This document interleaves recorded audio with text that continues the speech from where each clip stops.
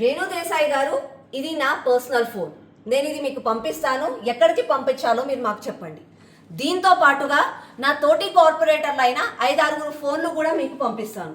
నేను ఇలా ఎందుకు అంటున్నాను అనంటే, రోజు మాకు వీధి కుక్కల నుంచి ప్రజలు ఎంత భయపడుతున్నారో, వాళ్ళు ఎంత భయపడుతూ వాళ్ళు ఫోన్లు చేస్తున్నారో మీకు కూడా తెలుస్తుంది అని చెప్పి నా ఈ ఆలోచన. నిన్న ప్రెస్ మీట్లో వీధి కుక్కల గురించి రేణు దేశాయ్ గారు చాలా భావోద్వేగాలతోటి మాట్లాడారు. ఓకే, నేను తననేమి క్రిటిసైజ్ చేయట్లేదు, నేను తనకి కౌంటర్ వేయట్లేదు. కానీ ఇంకొక సైడ్, ఇంకొక యాంగిల్లో ప్రజలు ఎందుకు భయపడుతున్నారు, ప్రజలు ఎందుకు పదే పదే వీధి కుక్కల గురించి కంప్లైంట్స్ ఇస్తున్నారో ఆ విషయము, ఆ బాధ కూడా తనకు తెలవాలి అని చెప్పి నేను ఇది చెప్తున్నాను. మేము ఒక కార్పొరేటర్గా రోజు ఎంతో మంది మాకు వీధి కుక్కల గురించి కంప్లైంట్స్ ఇస్తారు. వాళ్ళకి వీధి కుక్కలు అంటే కోపం కాదు, ద్వేషం కాదు, వాటిని చంపేయమని కూడా వాళ్ళు అనరు. వాళ్ళు కేవలము వాటితో భయపడుతున్నారు. ఎందుకు అనంటే, భయం చావు కంటే చాలా ప్రమాదకరమైనది. చావు ఒక్కసారే వస్తుంది, కానీ భయం ప్రతి క్షణం వాళ్ళను వేధిస్తూనే ఉంటుంది. ఈరోజు మన నగరంలో కూడా వీధి కుక్కలతో ప్రజలు ఎదుర్కొంటున్నది ఇదే పరిస్థితి. ఎందుకంటున్నా అంటే, రీసెంట్గా మనం చాలా డేస్ చూసాం. ఎలా అంటే, వీధి కుక్కలు పిల్లలని అటాక్ చేస్తున్నాయి. ఒకేసారి 8 కుక్కలు వచ్చేసి చిన్న చిన్న పిల్లలను అటాక్ చేసి చనిపోయిన సంఘటనలు మనం చూసాము. దాంతో పాటుగా ఎలాగైతే వీధి కుక్కలు కరిచిన తర్వాత ఇంజెక్షన్స్ తీసుకోవాలో, ఆ ఇంజెక్షన్స్ అవైలబిలిటీ లేకపోతే, రేబీస్ వచ్చిన తర్వాత ఆ రోగంతో ఎలా కుమిలిపోయి ఎలా చనిపోతే అక్కడ కుటుంబ సభ్యులు పడుతున్న వేదనని, ఇవన్నీ కూడా మనం సోషల్ మీడియా ద్వారా చూసాము, ప్రత్యేకంగా కూడా చూసాం. కాబట్టి ప్రజలలో ఒక భయం అన్నది ఏర్పడింది. ఈ భయం పోవాలంటే మనమేమి చెయ్యాలి? ఇంకొకటి, నిన్న రేణు దేశాయ్ గారు చాలా చక్కగా చెప్పారు, అన్ని రెస్పాన్సిబిలిటీస్ ఈక్వల్గా ఉండాలి అని. హీరో హోండాతో యాక్సిడెంట్స్ అవుతుంది. హీరో హోండాని చూసి మీరు హీరో హోండాని ఎందుకు మీరు బ్యాన్ చేయట్లేదు? కార్లు యాక్సిడెంట్లు అవుతున్నాయి, కార్లు ఎందుకు మీరు బ్యాన్ చేయట్లేదు? దోమలు కలిస్తే ప్రజలకు వ్యాధులు వస్తున్నాయి, మీరు వాటి గురించి ఎందుకు ఆలోచించట్లేదు? ఎస్, ఐ డూ అగ్రీ, ఇవన్నీ కూడా కరెక్టే. కానీ దోమని చూసే మనుషులు భయపడరు, హీరో హాండాని చూసే మనుషులు భయపడరు, కార్ని చూసే మనుషులు భయపడరు. వాళ్ళకి గుండెదడ పెరగదు, వాళ్ళు కామ్గానే ఉంటారు. చావు వచ్చినప్పుడు వస్తుందిలే అన్నట్టు వదిలేస్తారు. కానీ కుక్కలతో మాత్రం ఇలా జరగట్లేదు.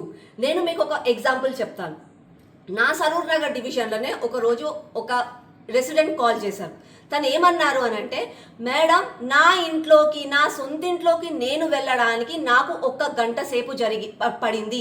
ఆ గంట సేపట్లో నేను పడ్డ వేదన ఎంతో మేడం, నేను చెప్పలేకపోతున్నాను. He's an age old person.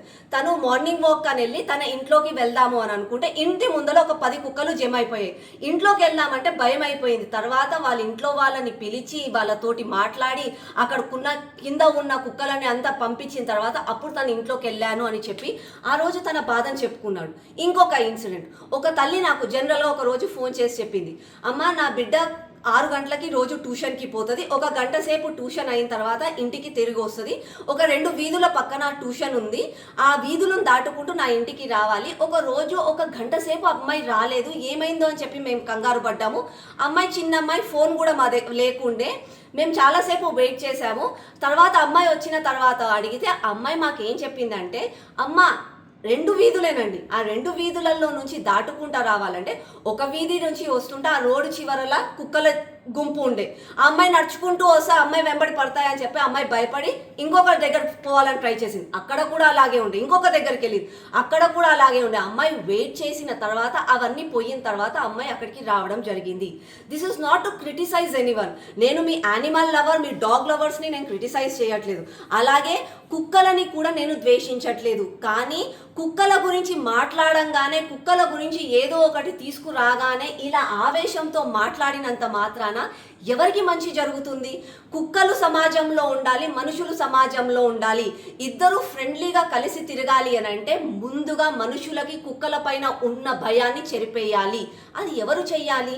మీలాంటి ఎన్జిఓస్ రావాలి. మాకు వాటి బిహేవియర్ తెలియదు, మీలాంటి వాళ్ళు వచ్చి ప్రజలకు ఆ బిహేవియర్ చెప్పాలి, వాటితో ఎలా ఉండాలి, ఎలా నడుచుకోవాలో చెప్పాలి. అప్పుడు మాకు అర్థమవుతుంది. మీరు అలాంటివి కూడా తీసుకొస్తే బాగుంటుంది. కానీ కేవలం సుప్రీంకోర్టు డిసిషన్ తీసుకుంది, ఏదో డిసిషన్ తీసుకుంది అనగానే మీకు ఇంకా ఏమి రెస్పాన్సిబిలిటీస్ లేవా అని చెప్పి మాలాంటి వాళ్ళపైన ఆవేశంతో మాట్లాడినంత మాత్రాన ఇది బాధ్యత కాదు. కాబట్టి బాధ్యతగా ఉండాలి అని అంటే అందరము కలిసి ఒక డిసిషన్ తీసుకుందాం. సమాజం అందరిది.